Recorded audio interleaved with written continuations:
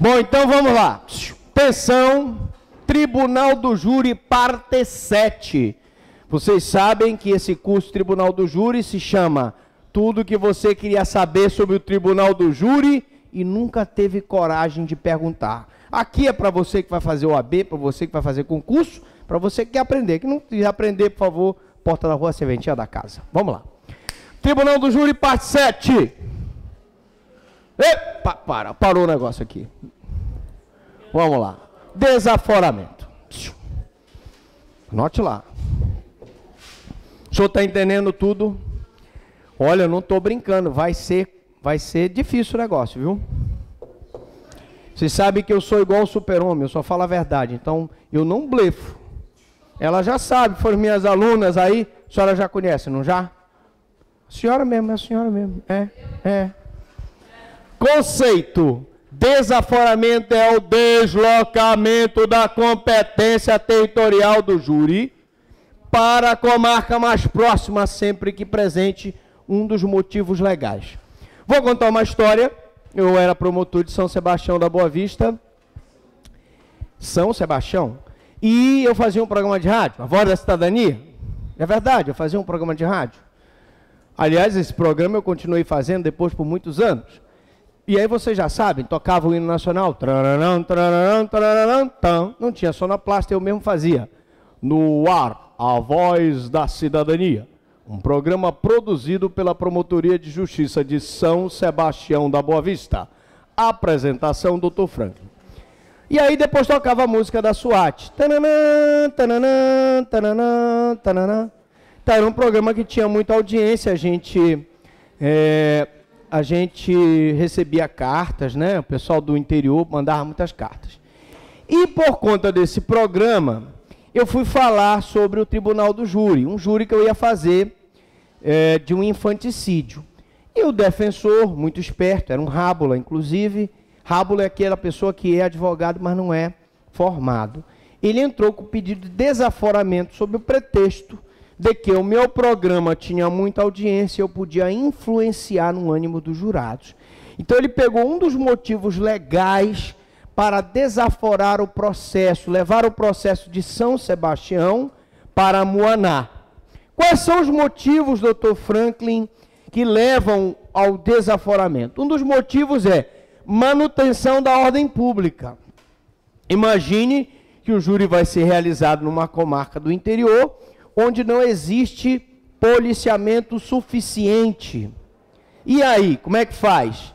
Se não existir policiamento suficiente, não houver manutenção da ordem pública, é possível que a população invada a tribuna lá e mate, por exemplo, o réu. E aí, então, eu vou desaforar. Ou garantia da segurança do réu, o réu está sendo ameaçado de morte, ou dúvida sobre a imparcialidade do júri. Nós tivemos agora esse júri do acusado aí, de ter mandado matar aquele membro lá do Sem Terra.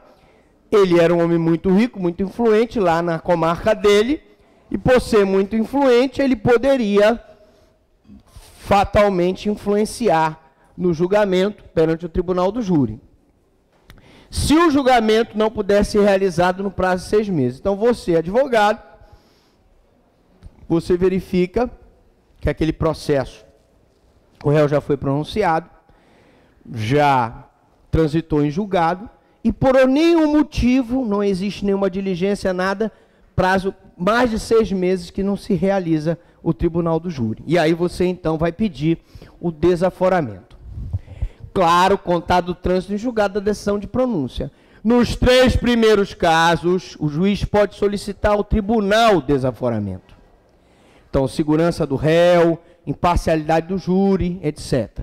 Já no outro caso, no último, que é quando passa mais de 6 meses sem ser julgado, as partes podem requerer. Professor, as partes podem requerer também por não ter segurança o júri? Pode. Tá? Mas normalmente a parte requer quando o júri não se realiza no prazo de 6 meses a contar do trânsito no julgado da sentença de pronúncia. Bom, reaforamento. O que é o reaforamento? O reaforamento, na verdade, é o retorno do júri à comarca de origem. Esse retorno é possível? Desde que cessados os motivos que justificavam o júri. Não é permitido quando estão presentes nos motivos que ensejaram o desaforamento. Continua havendo insegurança para o réu. Continua havendo a suspeita da parcialidade do júri. Eu não vou reaforar. Mas não há mais motivo para a segurança. Chegou uma tropa da polícia lá. Tem 50 homens para fazer a segurança. Então, se era o motivo a questão da segurança, eu posso reaforar sem problema nenhum. Bom, reaforamento e efeito suspensivo. A pergunta é, professor Franklin, o desaforamento e o reaforamento têm efeito suspensivo? O efeito suspensivo, o que é o efeito suspensivo? É que se suspende a execução daquele ato, se suspende a sessão do júri. O desaforamento não tem efeito suspensivo em relação à sessão de julgamento. Aí você vai me perguntar, quer dizer, professor, que então por conta do seu programa de rádio, o caso foi desaforado. Mas o juiz poderia ter feito a sessão de julgamento? Poderia. Por quê? Porque o desaforamento e o reaforamento não têm efeito suspensivo. Mas por que ele não fez? Nesse mesmo dia, nós já estávamos com a sessão marcada, eu já estava indo para o Tribunal do Júri, quando chega um fax do Tribunal de Justiça dizendo que o júri não ia poder se realizar por conta da decisão de desaforamento. Muito bem. O juiz poderia ter realizado o júri? Poderia. Mas qual é o problema? É que depois que ele fizesse o júri, o advogado de defesa poderia arguir que os jurados eram parciais, que o meu pronunciamento no rádio poderia ter influenciado. Então o doutor, juiz de direito, presidente do tribunal, preferiu não realizar o júri. Mas se cair na prova para vocês, não existe efeito suspensivo. O desaforamento não tem efeito suspensivo. O juiz pode determinar a realização do júri e julgar depois do desaforamento. É nula a decisão que determina o desaforamento do júri sem audiência da defesa. Se o juiz decidir por desaforar um júri de Rondon do Pará para Belém, se ele decidir sem dar oportunidade para que a defesa se manifeste, sem dar oportunidade para o contraditório, é nula essa decisão. É isso que a súmula 712 do Supremo está dizendo aqui. Tá certo? O juiz pode realizar o júri e depois julgar o desaforamento? Pode. Mas ele não deve. Por quê? Porque, como eu disse, eu posso ter um julgamento parcial, posso ter um julgamento que haja um problema de segurança para a comunidade ou para o réu, e depois o prejuízo será maior. Então é preciso que haja, vamos dizer assim, prudência da parte do juiz. O júri que foi desaforado da cidade de Rondon para Belém, porque o acusado era um homem muito rico, um empresário riquíssimo, e que o fundamento era não só a questão da segurança, que na cidade talvez não tivesse segurança, e também a influência dele no conselho de sentença. Ele poderia, inclusive, comprar com dinheiro o conselho de sentença. Por isso, então, se decidiu desaforar do interior para a comarca da capital. Chamada dos jurados. É procedida a chamada dos jurados presentes e será declarada aberta a sessão se tiverem comparecido aos 15 jurados. Se alguém já foi numa sessão do júri, nós temos lá vários jurados sentadinhos lá, vocês pensam que é pessoa do povo. Não, são os jurados, são aquelas pessoas que foram escolhidas dentre aqueles que se destacam nos sindicatos, como funcionário público, etc. Né? Então, eles estão lá sentados. Tem que ter pelo menos 15 deles. Então, eu faço a chamada dos jurados. Senhor fulano de tal, presente, aí vai lá fazendo a chamada. Muito bem. Tem 15, dá para instaurar a sessão. Se comparecerem pelo menos 15, eu instauro a sessão. Se comparecerem menos de 15, não se instala a sessão e o juiz marca nova data para a sessão de julgamento. Não se instala. Menos de 15, não se instala a sessão. Mais de 15, tá, eu posso instalar a sessão. Professor, se tiver 14. Professor, se tiver 14 e um jurado não tem problema, é considerado 15, ele vai ser instaurada a sessão. Tá certo? Muito bem.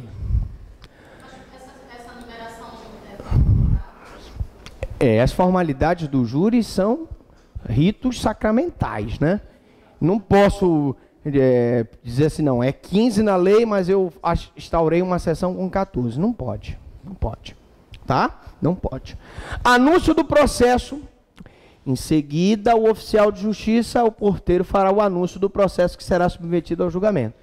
Aí vocês veem aquele oficial de justiça com aquela voz de Altemar Dutra, né, cantando aquela música. Vejam só que tolice nós dois. Aí ele vai no átrio, né?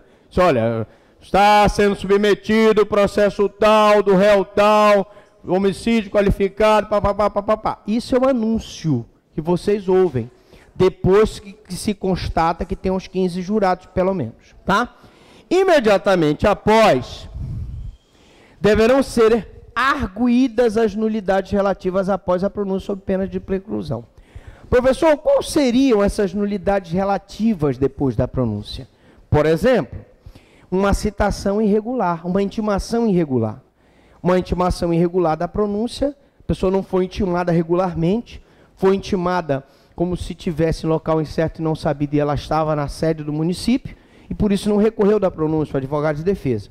Então é uma nulidade que pode ser arguida nesse momento aí. Geralmente é relacionada a uma intimação. Aí eu faço o sorteio dos jurados. Então vamos só seguir aqui. Nós tivemos o requerimento da acusação, depois eu vou ter o requerimento da defesa, e aí eu vou para a sessão do júri, né? Eu tenho que ter pelo menos 15 jurados. Eu vou ter aqui o anúncio, né? O anúncio. E depois do anúncio eu tenho, então, o sorteio. O sorteio dos jurados.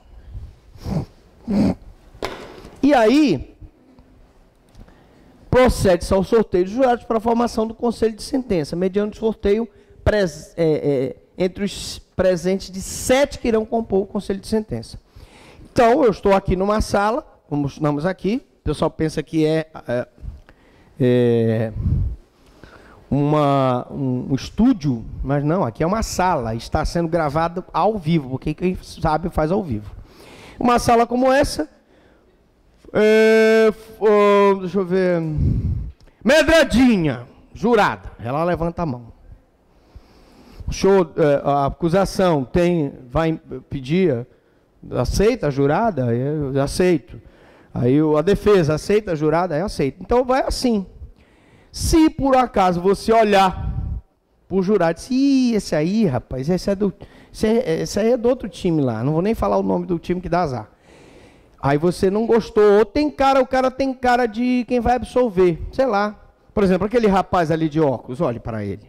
Rapaz bondoso, evangélico, não bebe, não fuma. Tem cara de quem vai absolver, eu recuso. Não é isso? Não é isso? Mas aquela ali, deixa eu ver, uma com cara de mal. Cadê a moça do... Quem? Quem? GG? Esse aqui, pronto. Esse aí. GG. Acusação. Aceito. A defesa vai dizer, não, esse cara tem cara de mal. Isso aí eu não quero, não. Então, vejam. Até que se formem os 7 que vão compor o conselho. Lembrando aos senhores, quem já assistiu o júri, tá, gente? Sabe que o juiz, antes do sorteio, o magistrado advertirá aos presentes que não poderão servir no mesmo conselho, marido e mulher. Não pode. E por equiparação, companheiro e companheira, né? Ascendentes e descendentes, não pode ser o avô com o neto, não pode ser o filho com o pai e etc. Também, parentes próximos ainda que por afinidade, primo com primo. Então é preciso que a gente faça essas ressalvas, porque você pode anular um júri se detectar que num conselho de sentença foi marido e esposa, pai e filho, neto e avô, tá certo? Não poderá ser jurado quem atuou no primeiro julgamento, atenção, se você atuou no primeiro julgamento como jurado, e a acusação ou defesa recorre, feito outro julgamento sobre o mesmo fato, você que foi jurado no primeiro fato não pode ser no segundo, tá certo? Isso é caso de nulidade. Vamos ver já a súmula. Quem atuou no primeiro julgamento, não importa a causa da nulidade, que anulou o primeiro júri, não pode atuar no segundo, né? Então aqui, é nulo o julgamento ulterior pelo júri com a participação de jurado que funcionou em julgamento anterior do mesmo processo. Súmula 206 do Supremo. Significa dizer que se eu descobrir que o GG atuou no primeiro júri e no segundo júri, ele é causa de nulidade absoluta do júri. Por quê? Porque a participação do jurado que funcionou em primeiro julgamento não pode ser no segundo julgamento também. Ok? Ok, o que foi que aconteceu? Acabou a aula? Não. Ele está dando bug, ele está terminando. Então, daqui a pouco, depois dos comerciais, continuamos.